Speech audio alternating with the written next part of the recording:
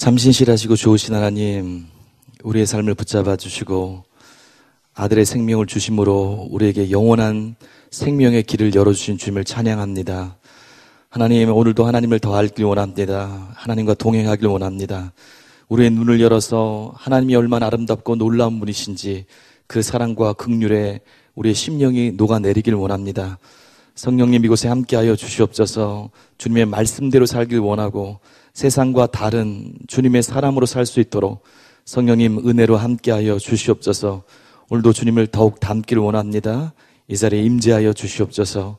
예수님의 이름으로 기도합니다. 아멘. 오늘은 마태복음 주의 설교 20번째 시간입니다. 벌써 20번째 시간이 됐는데요.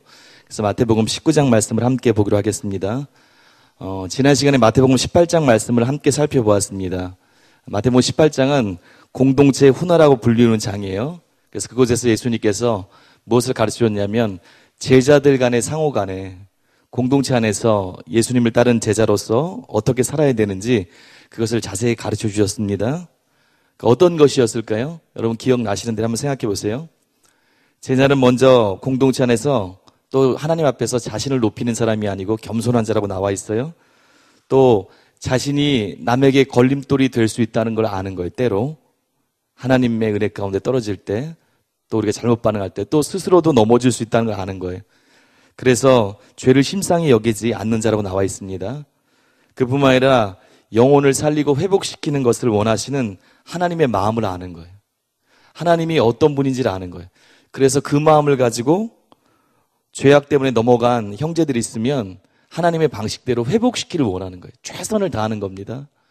또 자신에게나 아니면 어떤 죄를 범한 사람이 있다면 어떻게 해야 됩니까? 자신에게 어떤 사람이 잘못을 범했어요. 그리고 회개합니다. 그러면 그 죄악이 얼마나 크든 반복되었든 상관없이 내가 하나님으로부터 어떤 은혜를 받았는지를 기억하는 거예요. 마치 1만 달란트 20만 년 갚는 돈이라고 그랬어요. 20만 년 일해야 갚을 수 있는 불가능한 죄를 잘못을 용서받았다는 거예요. 마치 그렇게 내가 큰 용서받은 긍휼과 사랑받은 사람인 걸 알고 다른 사람을 끊임없이 주의 마음으로 용서하는 사람, 그 사람이 하나님의 자녀고 진정한 제자라고 그렇게 말씀하고 있어요. 여러분과 제가 생각해 볼 것이 만약에 우리들이 각자가 이런 마음으로 계속 변화된다면 우리가 있는 가정, 교회가 얼마나 아름답게 변화되겠습니까? 지난주에 제가 아프리카의 한 부족에 대해서 이야기를 들었습니다. 근데 그 이야기가 굉장히 감동적이어서 여기 지난주 말씀이랑 좀 연결되는 부분이 있어서 여러분과 나누고 오늘 본문 말씀을 대하기를 원하는데요. 남아프리카 잠비아 북부의 고산지대에 바벤바네요. 바벤바라는 부족이 있다고 그래요. 들어보신 분도 있을 수도 있는데요. 자신의 전통을 유지하고 사는 그런 부족입니다. 근데 이 부족 안에는 그 반사회적인 범죄 행위를 하는 사람들이 별로 없는, 무슨 나쁜 짓을 많이 하거나 그런 것들이 별로 없는 아주 화목하게 잘 지내는 부족이라고 그래요. 그래서 왜일까 하고 살펴봤습니다. 그랬더니 그 이유 중에 하나가 뭐냐면 이 바벤바 부족의 특별한 재판 때문에 그렇다는 거예요. 가끔 가다가 그 규범을 어긴 사람이 나옵니다. 쉽게 말해서 죄를 지은 사람이 나와요. 그러면 바벤바 부족은 재판을 엽니다. 근데 재판이 아주 특이해요. 이렇게 죄인을 불러놓고 여기서 딱 보고 했냐 안 했냐 라고 꽝꽝꽝 두드리는 게 아니고, 아니면 원로가 한 명 그 죄인을 불러서 뭐라고 들어보고 막 판결을 하는 게 아니고 어떻게 하냐면 마을 한 가운데로 사람들을 다 모읍니다. 부족들이 다 나와요. 그리고 그 부족들 가운데 이 죄를 범한 규범을 어긴 사람을 딱 위치시킵니다. 그리고 어떤 일을 합니까?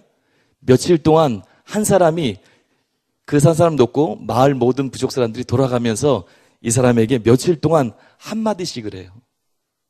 무슨 말을 할까요? 욕을 할까요? 아니면 죄 지었지? 다음에 한 번만 더 하면 그러면 한 대씩 때리면 큰일 날 거 아니에요. 위협을 주고 경고하는 것인지 모르겠어요. 근데 그런 것이 아니라고 그래요. 어떤 말을 하냐면 이런 말을 한다고 그래요. 제가 몇 가지 예를 들겠습니다. 한 사람이 그 죄인 앞에 씁니다. 그리고 이렇게 얘기해요. 기억하십니까? 저번에 당신이 저에게 먹을 것을 주었습니다. 감사합니다. 그리고 또 지나가요. 그럼 또 다른 사람이 와서 이렇게 얘기해요. 기억하세요? 저예요, 저. 당신이 저에게 전에 웃어줬잖아요. 그게 참 좋았습니다. 감사합니다. 다른 사람이 옵니다. 우리 아이가 전에 다친 적이 있었잖아요. 근데 당신이 우리 아이의 옆을 지켜주었지 않습니까? 고맙습니다. 또 제가 결혼할 때 당신이 기뻐해 주지 않았습니까? 그때 얼마나 기분 좋았는지 몰라요. 감사합니다. 당신 아세요? 당신은 내가 보기에 정말 성실한 자였습니다. 당신이 제가 전에 잘못했을 때 저의 실수를 용서해 주셨습니다. 감사합니다. 이렇게 그 사람의 아름다운 일들, 좋은 행동에 대해서 며칠 동안 계속 돌아가면서 얘기해 준다고 그래요. 실제로 그렇게 얘기해 준다고 그래요. 며칠 지나면 어떤 일이 있습니까? 이 죄진 사람이 그 소리를 들으면서 자기의 좋은 모습을 떠올리는 거예요. 아, 그랬었지. 내가 지금 이런 상황 가운데 이렇게 했지만 그 모습이 다 내 모습이 아니지. 그리고 자신의 잘못을 깨닫게 된다고 합니다. 그러면 어떤 일이 있어요? 이 사람이 깨달은 사람, 세 사람 됐다고 재판 마지막에 축제를 벌이고 끊는다는 거예요. 얼마나 아름다운 부족의 관습입니까? 문명화된 부족도 아닌데도 그렇게 하고 있어요. 하나님을 모르는 그들도 이런 아름다운 마음으로 동료를 회복시킨다면 성령님이 우리 안에 계시고 성령님을 통해서 새로운 피조물 된, 그리고 로마서 5장에 있는 것처럼 성령님을 통해서 아버지의 사랑이 우리의 심령에 부음받은 우리들이 하나님이 기뻐하는 마음을 품고 살 때 우리가 함께 있는 공동체가 얼마나 아름답겠습니까? 여러분, 우리는 하나님의 그 사랑과 긍휼의 마음을 품고 살아야 됩니다. 그리고 시간이 지나면 지날수록 예수님을 닮아가는, 아, 더 멋있어졌어요. 뭐 옷이 바뀌었네요. 아니면 직장 들어갔다면서요. 아파트를 샀다면서요. 그런 소식뿐만 아니라 남들이 볼 때 점점 저 사람이 하나님을 닮아가는구나. 그 내면이 성령의 은혜를 통해서 하나님으로 새롭게 계속해서 변화되는구나. 그런 은혜가 있길 바랍니다. 자, 그럼 이제 마태복음 19장 말씀으로 넘어가겠습니다. 먼저 1절과 2절 말씀 읽겠습니다. 1절과 2절입니다. 시작. 예수께서 이 말씀을 마치시고 갈릴리를 떠나 요단강 건너 유대 지경에 이르시니 거기들 그들의 병을 고치시더라. 제가 제목을 예루살렘으로 가는 길로 정했습니다. 마태복음 19장 시작이 어떻게 시작되냐면 예수께서 이 말씀을 마치시고로 시작됩니다. 여러분, 이 표현이 무엇인지 기억나세요? 지금 마태복음을 쭉 공부하고 있는데 예수께서 이 말씀을 마치시고, 그게 마태의 특별한 표현이에요. 마태복음에 보면 5곳이 있다고 그래요. 5곳. 5곳이 뭐냐면 강론이라고 그러잖아요. 예수님의 가르침을 특별히 모아놓은 곳이 5곳이 있어요. 그게 특징입니다. 그런데 강론이 끝날 때마다 이 말이 등장해요. 그래서 예수님의 가르침이 끝났습니다. 그리고 새로운 일이 시작될 것입니다. 그걸 알리는 장치예요. 예를 들어서 하나만 들면 산상수훈이 끝나고, 산상수훈이 마태복음 5장부터 7장까지 있잖아요. 7장 28절 끝부분에 뭐라고 나와 있어요? 예수께서 이 말씀을 마치심에 무리들이 그의 가르침에 놀라니. 똑같은 게 있어요. 10장의 강론 끝나면 11장 1절에 있어요. 13장의 비유장 있잖아요. 천국 비유. 그러면 13장 53절에 있어요. 또 뒷부분 26장 1절에도 똑같은 표현이 있어요. 지금 신호를 보내는 거예요. 예수님이 중요한 가르침을 마쳤습니다. 그리고 뭔지 모르지만 새 일이 지금 시작되고 있습니다. 1절 후반부에 보니까 예수님께서 요단강 건너 유대 지경으로 가십니다. 지금까지 어디에 계셨어요? 가끔 이방 지역으로 가시긴 했습니다. 그렇지만 대부분은 가버나움을 중심으로 갈릴리 지역에서 사역하셨어요. 그런데 이제 예수님께서 십자가를 지시기 위해서 예루살렘을 향해 가시는 거예요. 요한복음에 보면 예수님께서 예루살렘을 여러 차례 가십니다. 근데 마태복음에 보면 다른 것은 기록이 없고 예수님이 한 번 가시는, 십자가를 지기 위해서 한 번 가시는 이 내용만 기록되고 있어요. 예루살렘을 향해서 가시는 거예요. 사마리아를 통과하지 않고 요단강 동편에 위치한 유대 지경, 즉 베레아 지역을 통해서 지금 가고 있는 거예요. 지금 여행 중이십니다. 그런데 2절에 보니까 큰 무리가 따랐다고 나와 있어요. 지금까지 사역하였던 갈릴리에서부터 온 큰 무리들이 예수님을 따르는 거예요. 제가 성경을 읽고 있는데 막 연상이 되는 거예요. 마치 왕의 어떤 큰 장군의 개선 행진 같은 그런 것이 연상됐어요. 아니면 출애굽하는 그때 모습이 연상되기도 했어요. 하여튼 수많은 사람들이 예수님을 쫓아서 함께 올라가고 있습니다. 제자들의 근처에 있고요. 12제자가 더 멀리 수많은 사람이 따라오고 있어요. 또 분명한 것은 베레아 지역에 도착했을 때 예수님의 소문을 듣고 그 지역에 많은 사람들이 모였을 거예요. 근데 예수님이 그때 어떤 일을 하십니까? 그들 가운데 병자를 보세요. 긍휼의 눈을 가지고 예수님은 필요를 항상 보세요. 그리고 이곳에서도 병을 고쳐주십니다. 치유는 예수님의 삶에서 일상이었어요. 다른 복음서 보니까 예수님께서 진리를 가르쳐 주셨다고 나와 있어요. 진리를 가르치십니다. 우리가 갈 때 천국 복음을 선포하세요. 또 가는 곳마다 모든 병과 약한 것을 고치십니다. 예수님의 제자된 우리들도 이것이 일상이 되어야 되는 거예요. 지금 다이아몬드 같은 진리, 복음의 비밀들, 복음의 진리들을, 명확한 진리들을 배우고 있습니다. 2주에 걸쳐서는 견인의 교리에 대해서 바른 성경 구절, 어떻게 내가 이해할 뿐만 아니라 한번 구원받은 사람도 버림받을 수 있다는 것을 다른 사람들에게 말씀으로 설명할 수 있는지를 2주에 걸쳐서 배우고 있어요. 그럼 어떻게 됩니까? 그것을 나름대로 내 말로 정리하고 있어야 되는 거예요. 그리고 기회가 되면 어떻게 합니까? 예수님 닮은 모습으로 주변의 사람들에게 생명의 복음, 진리를 전해야 되는 거예요. 또 천국 복음을 전해야 되는 거예요. 그리고 어떻게 합니까? 주변에 아픈 분들이 있어요? 그러면 예수님을 우리 따라야 되잖아요. 아픈 분들이 있으면 주저하지 않는 거예요. 마가복음의 16장에 있는 말씀을 믿는 거예요. 성령님을 의지해서 믿음으로 손을 얹고 기도해 주는 거예요. 여러분, 예수님뿐만 아니라 예수님을 따르던 우리들도 이것이 우리의 라이프 스타일이라고 그러잖아요. 일상이 되시길 바랍니다. 그때 주님과 연합하면서 주님의 일들을 더 감당할 수 있는 거예요.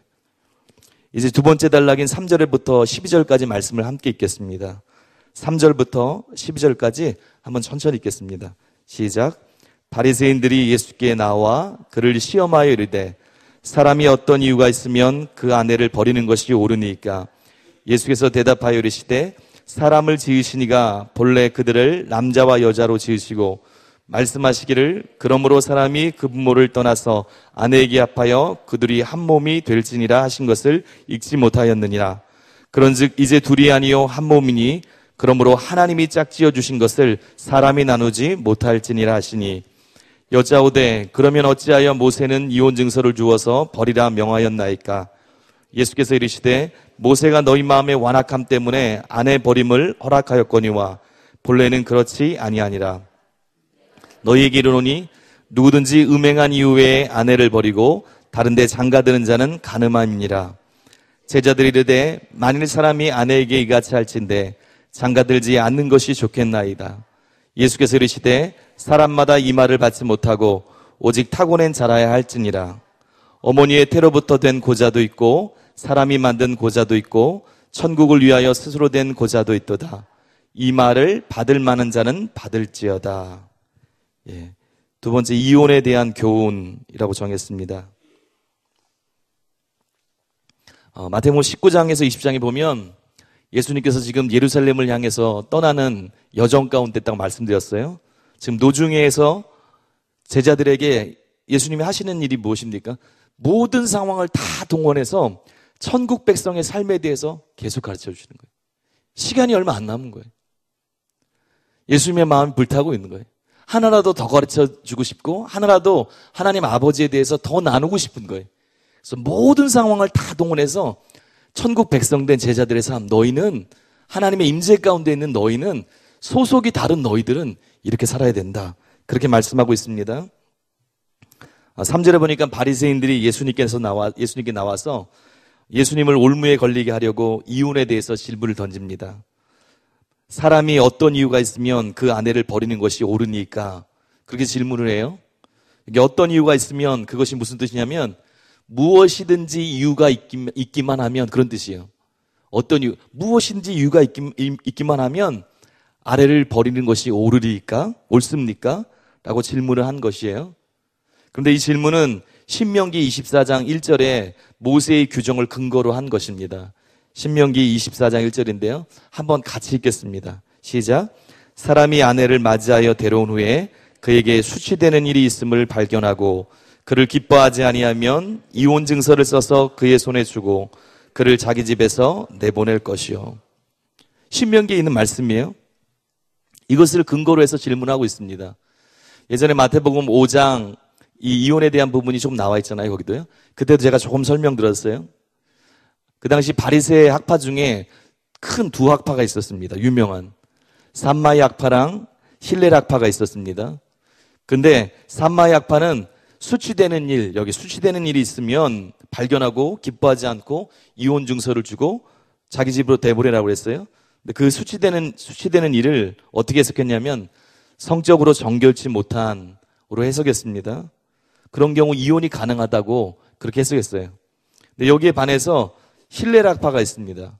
그런데 이 hilel 학파는 사소한 이유까지도 이혼의 사유로 포함된다고 그렇게 확대 해석을 했어요.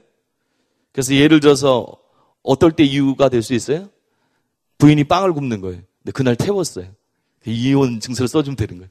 빵 태웠지? 빠이빠이. 오늘 보는데 더 이상 예전 같은 마음이 없어요. 야, 내 마음이 식었다. 이혼이다. 그 아침에 일어나서 딱 보는데 아내랑 그 밥 먹으려고 식탁에 딱 앉아 있는데 갑자기 아내의 주름이 여러 개 있는 게 딱 보여요. 응? 주름이 생겼네. 아내의 겉모습이 마음에 들지 않습니다.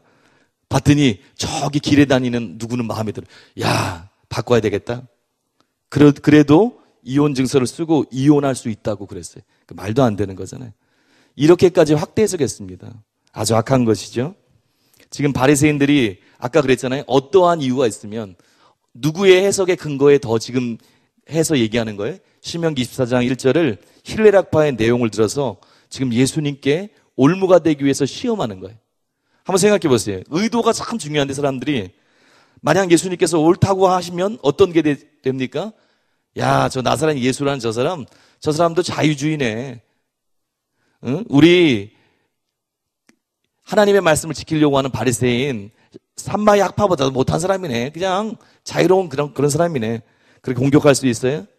만약 그 산마이 학파의 견해를 지지해서 성적인 그런 거다. 그렇게 얘기하면 어떻게 합니까? 그런 쪽으로 계속 얘기하면 뭐라고 얘기할 생각이에요? 죄인들에 대해서 예수님께서 긍휼이 원한다고 그렇게 많이 얘기했다면서 긍휼은 무슨 긍휼? 그렇게 얘기할 거라는 거예요. 그렇게 올무를 빠뜨리기 위해서 지금 위선적인 마음을 가지고 지금 질문하는 겁니다. 근데 예수님께서 지혜로우세요. 바리새인의 질문은 주로 이것이 옳으냐 저것이 옳으냐 매번 그렇게 질문합니다. 성경을 보시면. 근데 예수님은 더 지혜로우세요. 어떻게 말씀하세요? 그들의 질문에 이것이 옳다 그러다 대답하지 않으세요. 보다 더 근본적인 것을 말씀하세요. 신명기 24장의 모세의 규정 이전에 창세기로 돌아가서 하나님께서 창조 시에 창조 질서에 의해서 말씀하셨던 하나님의 본래 의도를 먼저 가르쳐 주십니다. 하나님의 본래 의도가 무엇입니까? 요약하면 남자와 여자를 지으세요. 결혼을 통해 둘이 한 몸을 이루게 하십니다.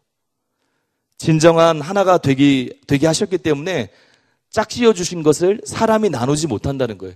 보다 근본적인 걸 말씀하세요. 이것을 바리새인들이 들었어요. 피해가네. 그러면서 신명기 24장 1절에 모세의 규정을 가지고 다시 예수님을 공격합니다. 7절 보니까 여짜오되 그러면 어찌하여 모세는 이혼 증서를 주어서 버리라 명하였나이까? 예수님께서 이 질문에 대해서 8절에서 이렇게 말씀하세요. 모세가 너희 마음의 완악함 때문에 아내 버림을 허락하였거니와 본래는 그렇지 아니하니라. 7절에 뭐라고 했습니까? 그들이 명하였나이까? 명령하지 않았습니까? 예수님 그런 거예요. 명령한 게 아니다. 니네들이 착각한 거다. 허용한 거다. 그것이 최선이라서 그런 게 아니라 허용한 것뿐이다. 모세가 좋아서 그런 규정을 준 것이 아니라는 거예요. 백성의 마음이 완악했기 때문에 차선책으로 허락한 것뿐이라는 거예요. 마음이 완악하여 하나님의 법을 지키지 않고 도리어 그 당시 유대 사회의 약자였던 여성들을 마음에 들지 않는다는 이유로 또 다른 사람이 생겼다는 이유로 너무나 쉽게 그냥 내치는 거예요. 이혼 증서를 주기 위해서는 어떤 과정이 필요합니다. 또 이혼 증서를 주면 어떤 역할을 하는 거예요? 결혼할 때 때로 돈을 갖고 온다고 그래요. 여자들도요. 여자들도 자기 재산을 갖고 올 때가 아버지가 줄 때가 있다는 거예요. 그러면 이혼 증서를 갖고 있으면 자기가 갖고 왔던 돈을 다시 가져갈 수 있어요. 그런데 이혼 증서가 없을 땐 너무 세대가 악한 거예요. 하나님 말씀이 하나도 안 통하는 거예요. 모세가 보니까 하나님 마음을 보니까 어떤 마음이 있습니까? 안 통할 뿐만 아니라 사람들이 악해서 이제는 머리를 악한 데 굴리는 거예요. 이 사람을 그냥 내가 내치면 사회적인 약자니까 내치면 내가 갖고 있는 돈도 주지 않아도 되는구나. 그렇게 생각한 거예요. 그래서 학대하고 그냥 내치거나 막 그러기 시작했어요. 그래서 그 큰 악을 막기 위해서 차선책으로 작은 악으로 그 사람들에게 맞게 조금이라도 보호하기 위해서 최선이 아니고 이혼 증서를 허락한 겁니다. 그래서 이혼 증서를 받은 여성이 결혼할 때 가져왔던 재산을 다시 가져갈 수 있게 한 거예요. 또 사람들로 하여금 이 여성이 도망한 간음자라는 잘못된 취급을 받지 않도록 그렇게 보호하기 위해서 여지를 준 겁니다. 그것을 예수님께 설명해 주신 거예요. 그러면서 9절에서 이렇게 선언하십니다. 내가 너에게 말하노니 누구든지 음행한 이유 외에 아내를 버리고 다른 데 장가드는다는 간음함이냐. 마태복음 5장 32절에서 하신 말씀을 그대로 얘기했어요. 나는 너에게 이르노니 누구든지 음행한 이유 없이 아내를 버리면 이는 그로 간음하게 하며 또 누구든지 버림받은 여자에게 장가드는 자도 간음함이라. 같은 말씀을 선언하십니다. 여기 음행이라고 나와 있어요. 결혼한 사람들 간의 성적인 관계에서 부정한 것을 얘기하는 거예요. 그것을 제외하면 그 어떤 이유라도 이혼을 허락하지 않는다는 원칙적인 말씀을 다시 한번 얘기해 주는 거예요. 하나님의 원래 원칙이 무엇인 줄 아느냐? 그것은 남자와 여자가 하나님 뜻 안에서 하나가 돼서 한 몸을 이루고 한 공동체를 끝까지 이루고 행복하게 사는 것이다. 하나님의 원래 마음은 그런 음행한 연고 없이는 절대로 헤어지지 않는 것, 그게 하나님의 원래 대원칙이다. 그것을 한 번 더 정확히 얘기해 주세요. 10절에 보니까 이것을 듣고 있는 제자들이 깜짝 놀라요. 왜냐하면 시대가 너무 악한 거예요. 너무 쉽게 이혼하는 거예요. 그런데 그거에 비해서 예수님의 말씀이 너무너무 뭐라고 할까요? 그거랑 다른 거예요. 그래서 그가 놀라면서 이렇게 얘기합니다. 그러면 주님, 차라리 그런 것이라면, 남편과 아내의 관계가 그렇게 엄격한 것이라면 차라리 결혼하지 않는 것이 좋겠습니다. 좀 엉뚱하잖아요. 근데 그 정도의 사회상이었어요. 그렇게 예수님께 말씀드립니다. 이에 대해서 11절, 12절에 보니까 예수님께서 사람마다 결혼하지 않고 독신으로 살 수 있는 것이 아니다. 12절에 있는 타고난 자, 태어나면서부터 성적인 장애가 있는 사람, 또 우리나라 또 그 당시도 마찬가지고요. 내시 같은 역할을 하는, 그래서 자기 직업이나 일 때문에 고자된 사람들, 그리고 예수님과 바울 사도처럼 천국을 위해서 스스로 고자된 사람들, 그렇게 특별한 사람들 외에는 독신으로 살 수 없음을 말씀해 주십니다. 여기서 우리가 결혼에 대해서 또 이혼에 대해서 하나님의 뜻을 이해할 필요가 있어요. 나중에 어쩌면 담임 목사님께서 자세히 설교해 주실 것 같아요. 그래서 자세한 거는 그렇게 많이 할애해서 말씀드리지 않겠습니다. 그렇지만 음행한 연교 외에는 헤어질 수 없다고 나와 있어요. 여기서 이게 대원칙이에요. 그렇게 연합되는 게 중요하다는 거예요. 쉽게 이혼하면 안 된다는 거예요. 나중에 조금 더 설명하겠습니다. 그런데 만약에 여러 가지 예가 있을 수 있어요. 근데 그것은 다 설명하지 않고 한 가지만 그냥. 어떤 가정이 있습니다. 그런데 예를 들어서 남편이 자녀들을 아주 심하게 폭행해요. 도박에 술에 폭행이 아주 심합니다. 그래서 아이들이 정신이 온전하지 않고 너무 무서워해요. 날마다 죽이려고 해요. 그럼 어떻게 됩니까? 주님 말씀하셨지, 절대로 이혼하면 안 된다고 그랬지. 죽어도 내가 저 죽자. 그게 다 하나님 말씀을 다 지키는 그런 게 아닐 수 있다는 거예요. 그 근거가 하나가 무엇입니까? 고린도전서 7장 14절에 보면 혼합 결혼에 대해서 나와요. 한 사람이 예수님을 믿었어요. 그럼 아직 한 사람은 예수를 안 믿을 거 아닙니까? 고린도 교회에는, 특별히 고린도 지방에는 우상 숭배가 심했어요. 그냥 예수를 안 믿는 정도가 아니라 이방신을 섬기는 그런 배우자인 거예요. 근데 뭐라고 얘기합니까? 7장 14절에서 혹 믿지 않는 자가 갈리거든 갈리게 하라. 형제나 자매나 이런 일에 구애가 될 것이 없느니라. 그러나 하나님은 화평 중에서 너희를 부르셨느니라. 그 전에 보면 믿지 않는 자가 이혼하기 원치 않으면 예수 믿으니까 완전히 다른 삶을 살잖아요. 핍박이 있을 수 있는데 믿지 않는 자가 그래도 같이 살고 싶어요. 그러면 갈리지 말라는 거예요.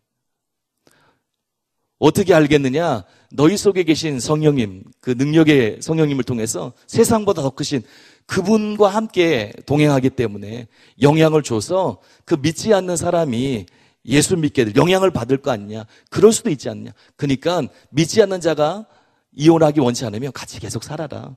선한 영향을 줘라. 그런데 혹 신앙이 너무 틀린 것 때문에 핍박하고 너무 힘들게 하면 그걸 진짜 원하면 너랑 도저히 못 살겠다.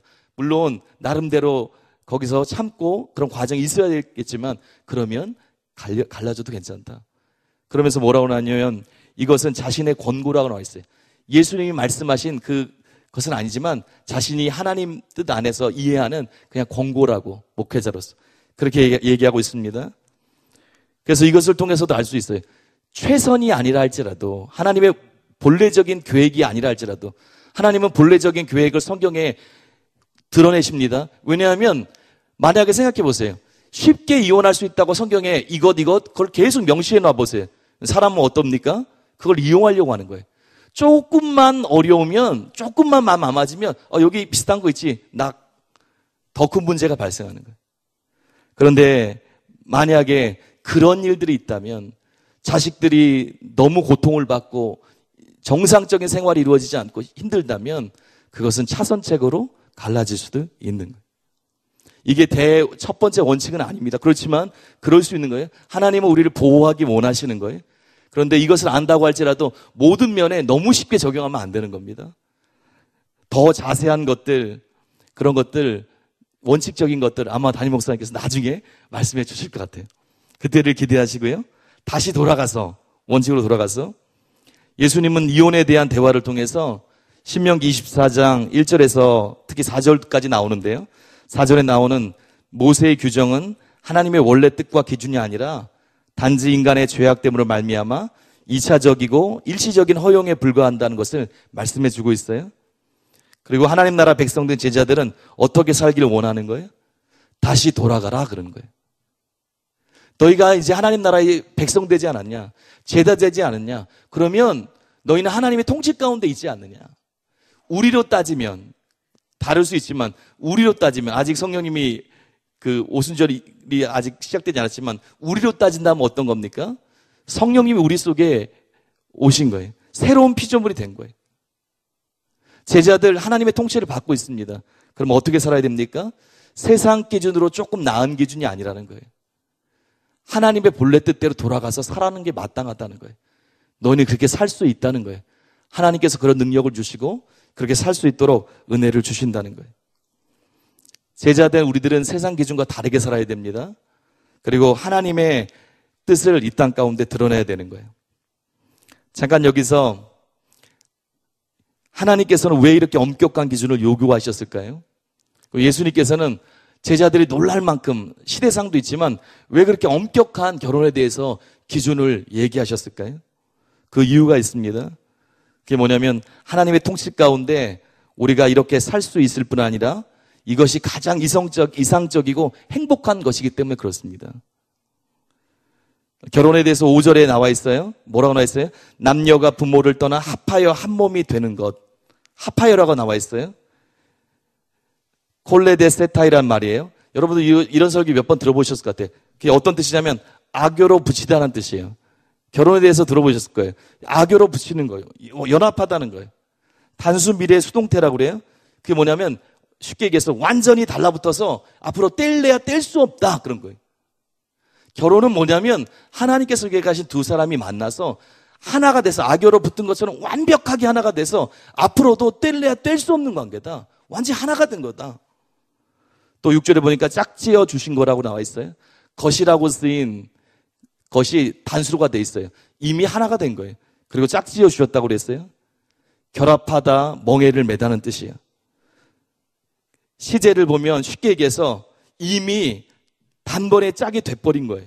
이미 하나가 돼버린 거예요. 그런 상태에서 이혼이 무엇입니까? 그것을 억지로 막 쥐어뜯는 거예요. 악교로 붙어 있어요. 이런 설명 들어보셨죠? 아교로 붙어 있어요. 그거를 어떤 두 것을 완전히 붙어가지고 이제는 완전히 하나같이 되는데 그걸 아교가 붙은 걸 뜯어내 보세요. 찢어집니다. 갈라집니다. 상처가 굉장히 심한 거예요. 이혼에 이런 파장이 있습니다. 그래서 사랑하는 하나님께서는 그것이 하나님의 성품과 맞는 거기도 하고 원래 계획과 맞는 거기도 하고 이것이 우리가 때로 힘들고 어려움 가운데 있지만 그것을 넘기고 하나님 뜻 안에서 그렇게 가정을 아름답게 가꾸어 가는 것, 그것이 이혼하는 것에 비해서 얼마나 더 행복한 것이라는 것을 하나님이 정확히 알고 계세요. 천국의 백성답게 우리가 다르게 살아야 됩니다. 지난 2012년 한 해 동안 32만 6천 100쌍이 결혼했어요. 그리고 이혼한 쌍이 11만 4,300쌍이에요. 물론 그때 결혼한 사람이 그때 이혼한 거 아니에요. 매년 결혼한 쌍에 비해서 이혼하는 쌍이 3분의 1 정도 한국에서 된다고 그래요. 이런 사이에 이런 시대 가운데서 여러분과 제가 하나님의 뜻을 알아야 됩니다. 그리고 가정의 회복을 위해서 기도해야 되는 거예요. 이혼의 가장 큰 이유가 무엇입니까? 성격 탓이라고 그래요. 근데 가만 생각해 보십시오. 성격 차이가 나지 않는 사람이 없습니다. 남자 여자 성도 달라요. 배경도 다릅니다. 그런 사람들이 만나서 하는 거예요. 성격 차이가 나지 않을 수가 없어요. 어떻게 해야 되는 거예요? 하나님의 방법으로 돌아가는 거예요. 서로에 대해서 성경에 있는 것처럼 정말 우리가 하나라는 걸 인식하는 거예요. 저 사람이 나와 하나이기 때문에 저 사람이 힘든 것이 내가 힘든 것이 되는 거예요. 성경 말씀대로 인식하는 거예요. 저 사람이 행복한 것이 내가 행복한 것으로 인식하는 거예요. 그리고 하나님의 방법대로 서로를 보호하는 거예요.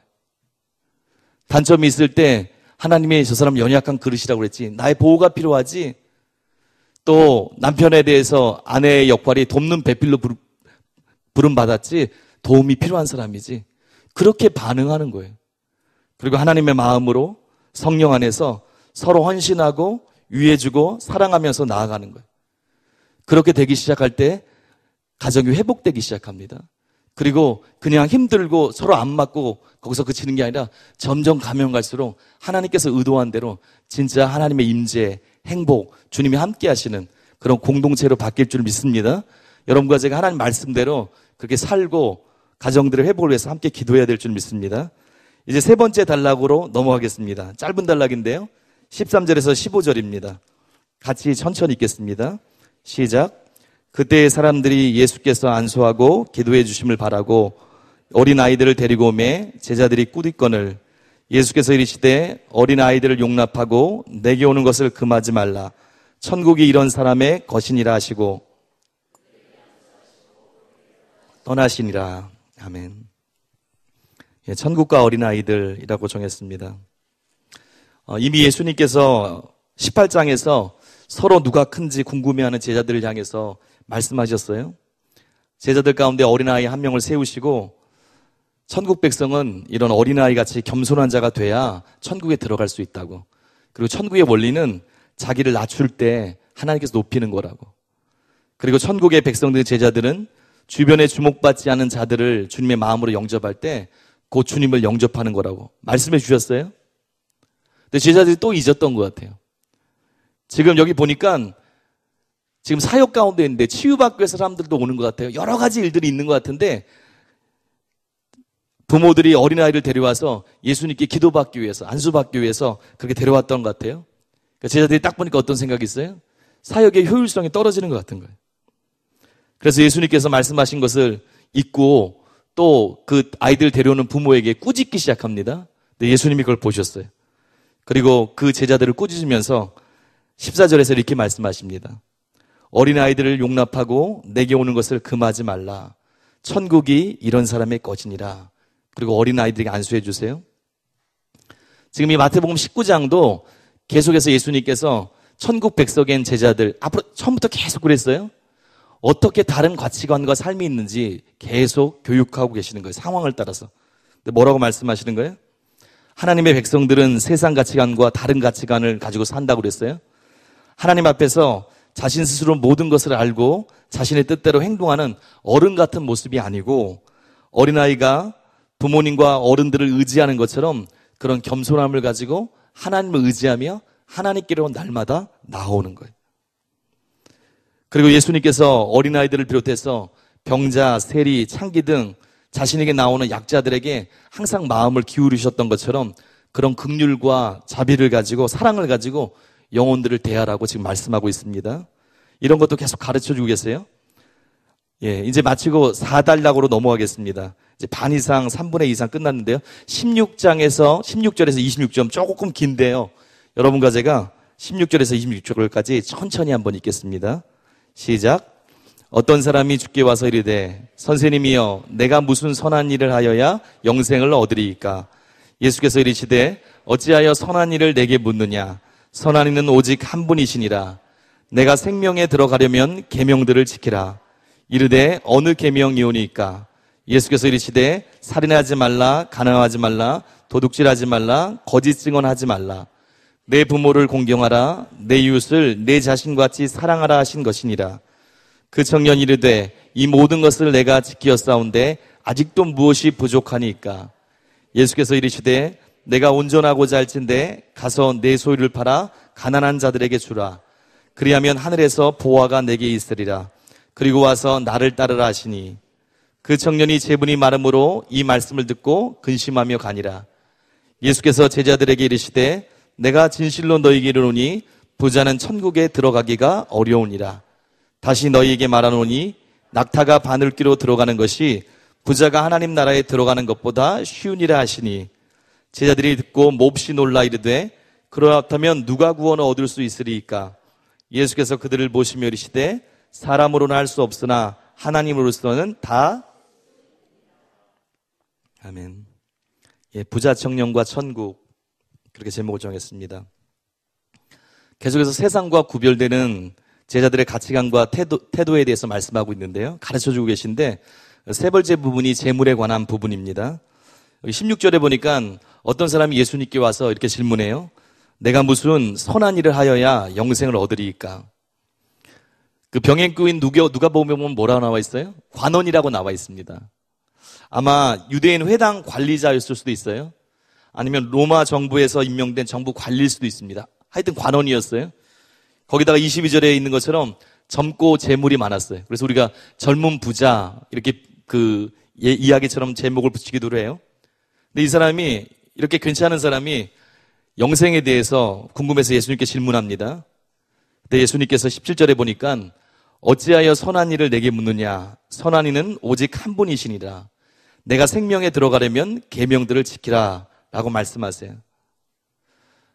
저는 예전에 읽으면서 그런 생각을 했는데 언뜻 잘못 생각하면 예수님은 하나님만 선한다는 거야? 그럼 예수님 선하지 않다는 거야? 그렇게 착각할 수 있는데 그런 말이 아닙니다. 예수님께서 이렇게 말씀하신 거예요. 진정한 선은 하나님께 속한 것인데 그 유일한 선의 척도이신 하나님께서 계명들을 통해 선이 무엇인지 알려주셨으니 계명을 지키라. 그렇게 말씀하시는 거예요. 그리고 어떤 계명이냐고 묻습니다. 그때 여기 부자 청년을 향해서 10계명의 5에서 9계명을 예로 말씀하세요. 그리고 마지막에 이웃 사랑하는 것을 첨부해서 말씀하십니다. 그때 20절에서 그 청년이 모든 계명을 다 지켰다고 말씀드려요. 예수님께서는 하나님을 왕으로 모시고 하나님의 뜻을 따라 사는 영생을 얻은 하나님의 백성으로 살기 위해서 한 가지를 더 요구합니다. 그게 뭐냐면 부자 청년에게 우리가 알듯이 다 팔아서 가난한 자에게 주고 나를 조추라고 말씀하세요. 예수님이 다 보고 계신 거예요. 그 청년의 마음 가운데 무엇이 있는지 스스로 직면하게 하는 거예요. 네가 생명의 근원 대신 선의 모든 것의 근원 대신 그 하나님께서 말씀하신 그것대로 살기를 원하느냐? 하나님 안에 있는 그 생명 가운데 들어가기 원하느냐? 그러면 주인이 바뀌어야 되는데 네 속에 문제가 있다. 그거에 직면해야 된다. 그가 가지고 있는 재물에 대한 추구, 탐욕을 내려놓고 예수님을 쫓으라고 말씀하신 거예요. 아마도 이 청년이 바리새인이었을 수도 있어요. 그런데 말씀대로 잘 사는 적어도 그런 사람이었어요. 근데 마태복음 6장에 보면 바리새인이나 경건한 유대인의 특징이 있습니다. 그게 뭐냐면 구제를 잘하는 거예요. 분명히 구제를 했을 겁니다. 구제를 어느 정도 생활하고 있었을 거예요. 근데도 주님이 무엇을 보셨어요? 그 삶 속에 진짜 주인이 무엇인지, 누구인지 우선순위에 대해서 점검하시는 거예요. 여전히 자신 속에 재물 우선순위를 놓고 의지하며 살고 있는 것 평소 때는 몰랐을 거예요. 그렇지만 거기에 직면하고 나니까 무슨 일이 터져봐야 우리의 실제가 드러날 때가 많아요. 직면하고 나니까 어떤 일이 있어요? 재물을 포기하지 못하고 근심하면서 떠납니다. 23절, 24절에 보니까 예수님께서 이 광경을 보고 제자들에게 이렇게 말씀하세요. 예수께서 제자들에게 이르시되 내가 진실로 너에게 이르노니 부자는 천국에 들어가기가 어려우니라. 다시 너에게 말하노니 낙타가 바늘기로 들어가는 것이 부자가 하나님 나라에 들어가는 것보다 쉬우니라 하시니. 얼마나 심각한 말씀이에요. 예수님은 거짓된 말씀을 안 하세요? 이렇게 심각한 말씀을 하십니다. 부자가 천국에 들어가는 게 얼마나 어렵다고요? 그 당시 그 지역에 가장 큰 동물을 비유하신 거예요. 낙타가 가장 큰 동물이었어요. 그냥 눈에 보이는 동물 중에. 그리고 가장 작은 어떤 요소, 바늘귀. 낙타가 바늘귀로 들어가는 것보다 부자가 천국에 들어가는 것이 더 쉽다는 거예요. 더 어렵다는 거예요. 예, 더 어렵다는 거죠. 예. 이 충격적인 선언을 완화하기 위해서 학자들이 여러 학설을 내놓았습니다. 여러분도 들어보셨을 거예요. 약대를 예수님이 그 정도로 그렇게 말도 안 되는 소리를 하셨을 것 같으냐? 아니다. 사람들은 그냥 자기의 지식을 막 굴려요. 그래서 어떻게 얘기합니까? 약대를 뜻하는 말이 카멜론이란 뜻이에요. 근데 밧줄 알지 않습니까? 밧줄, 동아줄, 밧줄. 그게 카밀론이에요. 카멜론, 카밀론. 카라멜, 카밀론, 카밀론, 카멜. 예, 헷갈립니다. 카멜론, 카밀론이에요. 그래서 뭐라고 얘기해요? 그거 낙타가 아니라 밧줄이다. 생각해 보세요. 밧줄 아닙니다. 그렇지만 밧줄이라고 생각해 보세요. 밧줄이, 이만한 밧줄이 바늘귀에 들어갑니까? 그것도 안 되는 거예요. 이건 아니지만 내용상 봐도 큰 차이가 없는 거예요. 또 들어보셨을 거예요. 바늘귀를 예루살렘 성벽에 있는 작은 문을 가리킨다고. 그런 설교 저도 몇 번 들었습니다. 그래서 낮에는 예루살렘 성벽에 있는 문이 있는데 사람들과 짐승들이 그 큰 문을 통해서 통과한다고. 근데 밤이 되면 그 문이 잠긴다고. 그리고 요만한 쪽문이 있다고. 그게 바로 그 문 이름이 바늘귀라는 문이라고. 그래서 거기 들어가기 위해서 낙타가 짐을 다 내려놓고 무릎 꿇고 들어가면 간신히 들어간다고. 아닙니다. 그 당시에 이런 문 자체가 없었습니다. 나중에 생겼다는 소리가 있어요. 근데 예수님 당시에 이런 문 자체가 없었어요. 너무 사람들이 자기 생각으로 성경을 해석하려고 그래요. 그럴싸한 말을 만들어내려고 그래요. 하나님 말씀에 이거다 그러면 그건 거예요. 우리의 문화나 우리의 생각이 얼마나 다르게 얘기해도 그게 맞는 거예요. 주님 진짜 말씀하시는 거예요. 왜 그걸 알 수 있습니까? 이 말을 듣고 제자들이 놀라는 거예요. 불가능하다는 소리 아닙니까? 그건. 그렇다면 누가 구원을 얻을 수 있습니까? 25절에 이렇게 질문합니다. 질문한 것처럼 예수님께서 부자가 천국에 들어가기가 불가능하다고 말씀하시는 것 같아요. 마태복음 6장 24절에 있는 것처럼 한 사람이 두 주인을 섬기지 못할 것이니 혹 이를 미워하고 저를 사랑하거니와 혹 이를 중히 여기고 저를 경히 여김이라. 너희가 하나님과 재물을 겸하여 섬기지 못하느니라. 제자들이 그 소리를 듣고 그러면 도대체 누가 천국에 들어갑니까? 그렇게 질문합니다. 26절에 주님 뭐라고 말씀하세요? 간단히 이렇게 말씀하세요. 사람으로는 할 수 없으나 하나님으로는 다 하실 수 있느니라. 인간의 힘으로는 불가능하다. 하나님의 은혜가 부어질 때 그것이 가능한 것이다. 자신이 스스로 온전해지려고 부자 청년처럼 그렇게 애써도 마치 약대가 바늘귀로 들어가는 것 같이 그런 것이 불가능할 수 있다. 그렇지만 세리마태나 삭개오처럼 부자들이잖아요. 세리마태, 삭개오가 부유한 사람들이었습니다. 그런 경우를 할지라도 하나님의 은혜의 초대 앞에 바르게 반응하면서 예수님을 쫓을 때 방해받는 것, 예수님을 쫓는데 방해받는 것을 내려놓고 주님을 쫓을 때 하나님의 은혜가 부어질 때 영생을 얻을 수 있는 것이다. 우리가 예수님의 십자가 부활을 믿고 받아들일 때 은혜로 죄 용서가 임하고 성령을 보내주셔서 우리 속사람을 죄에 대해서 죽고 하나님에 대해서 살 수 있는 새로운 피조물로 바꿔주시는 오직 하나님의 은혜로 이 일이 가능한 것이다. 지금 계속해서 제자의 가치관에 대해서 말씀하고 계세요. 제자는 이처럼 재물 등 세상적인 것에 가치를 두고 사는 사람이 아닙니다. 하나님의 은혜를 구하며 모든 것을 내려놓고 예수님을 따르는 거예요. 다른 길이 없어요. 예수님을 따를 때 은혜가 임하는 거예요. 성령을 쫓아 행할 때 육체의 소욕을 이루지 않고 하나님의 뜻대로 살 수가 있는 거예요. 이제 마지막 단락을 잠시 보겠습니다. 27에서 30절까지 짧은 단락인데요. 같이 천천히 읽겠습니다. 시작. 이에 베드로가 대답하여 이르되 보소서 우리가 모든 것을 버리고 주를 따라 싸운데 그런즉 우리가 무엇을 얻으리이까? 예수께서 이르시되 자기 영광의 보좌에 앉을 때 나를 따르는 너희도 12보좌에 앉아 이스라엘 12지파를 심판하리라. 또 내 이름을 위하여 집이나 형제나 자매나 부모나 자식이나 전토를 벌인 자마다 여러 배를 받고 또 영생을 상속하리라. 그러나 먼저 된 자로 나중되고 나중된 자로서 먼저 될 자가 많으니라. 제자의 상이라고 정했습니다. 27절에서 베드로가 쫙 들었어요. 부자 청년의 모습을 봤어요. 저렇게 관심이 있었는데 열정이 있는 것 같았는데 결정적으로 주님이 버리고 쫓으라고, 너희 재산을 의지하는 마음을 버리고 나누어주고 나를 쫓으라고 했을 때 그가 따르지 못하는 것을 보았습니다. 그리고 자신들을 봤어요. 실제로 따랐거든요. 그러니까 궁금해서 예수님께 묻는 거예요. 예수님, 우리는 따랐는데, 모든 것을 버리고 주를 따랐는데 그런즉 우리가 무엇을 얻으리이까? 실제로 그는 배를 버리고 예수님을 따랐습니다. 세베대의 두 아들 요한과 야고보는 어떤 일을 했어요? 배와 아버지와 그물을, 배를 버리고 따랐어요.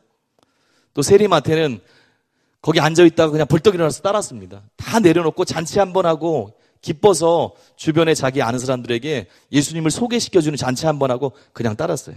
다 내려놓고 주님을 따랐어요. 이에 대해서 28절에서 주님의 나라에서 왕 되신 예수님과 함께 이스라엘 12지파를 심판할 것이라고 말씀하세요. 너희가 나중에 나와 함께 통치할 것이다. 영광스럽게 나와 함께 다스리는 진정한 하나님의 백성의 지위를 누리게 될 것이다. 이거 아무것도 아니다. 영광스러운 미래가 기다리고 있다. 나와 함께 보좌에 앉아서 함께 통치하고 다스리게 될 것이다. 또 29절에서 뭐라고 말씀하세요?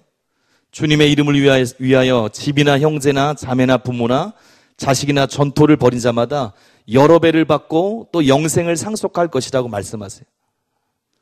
주님이 절대로 잊지 않고 풍성하게 갚아주실 거라는 거예요. 하나님이 다 기억하고 계십니다. 그리고 가장 귀한 영생, 요즘의 설교라면 최종 칭의를 받을 것이라고 말씀하세요. 문자적으로 보면 여러 배라고 나와 있어요. 근데 이 본래의 말은 뭐냐면 100배라는 뜻이에요. 내가 다 기억하고 있다. 네가 나를 위해 헌신했던 것들, 내가 나의 아들을 보내서 지금 우리로 따지면 그 모든 것을 통해서 너희를 구원해 준 거 다 나의 은혜지만 그래도 너희가 따르기 위해서 사랑으로 반응했던 것들, 믿음으로 반응했던 것들 내가 다 기억하고 있다. 네가 핍박받았던 것들, 헌신했던 것들 내가 다 기억하고 있다. 내가 100배 온전하게 풍성하게 영원한 생명과 함께 내가 갚을 것이다. 그렇게 말씀하고 계세요. 그러면서 30절에서 주님이 그대로 끝내지 않습니다. 우리 마지막으로 30절만 같이 한 번만 더 읽겠습니다. 30절입니다. 시작. 그러나 먼저 된 자로서 나중되고 나중된 자로서 먼저 될 자가 많으니라. 무슨 말씀입니까? 잊지 말아라. 이런 보상도 있을 것이고 이런 은혜가 부어질 것이다. 내가 잊지 않을 것이다. 그렇지만 한 가지를 기억해라. 하나님 나라의 보상마저도 은혜로 주어지는 것이다. 너희가 반응한 거 맞다. 그렇지만 그게 자랑도 공로가 될 수 없다. 공로의식에서 벗어나야 된다. 너희의 수고와 헌신을 안다. 너희가 핍박받으면서 외쳤던 것도 내가 안다. 너희가 핍박받으면서도 진리의 길을 함께 따랐던 것도 안다. 손해봤던 것도 안다. 그러나 기억해야 된다. 그 모든 일 가운데 나의 은혜로 함께한 것이다. 절대로 공로의식에 사로잡히면 안 된다. 너희가 무익한 종임을 항상 기억해야 된다. 이것이 끝까지 은혜인 줄을 알고 은혜 안에 거해야 된다. 구원도 영생도 상급도 하나님의 은혜 가운데 주어지는 거예요. 예수님을 믿은 지 오래된 사람, 누구보다 희생하고 봉사 많이 하고 일 많이 하신 사람도, 그런 사역자도, 그런 목회자도 나중될 수 있습니다. 그리고 나중된다로 먼저 될 수 있어요. 왜냐하면 하나님의 나라는 사람이 무엇을 해서 들어가는 그런 것이 아니에요.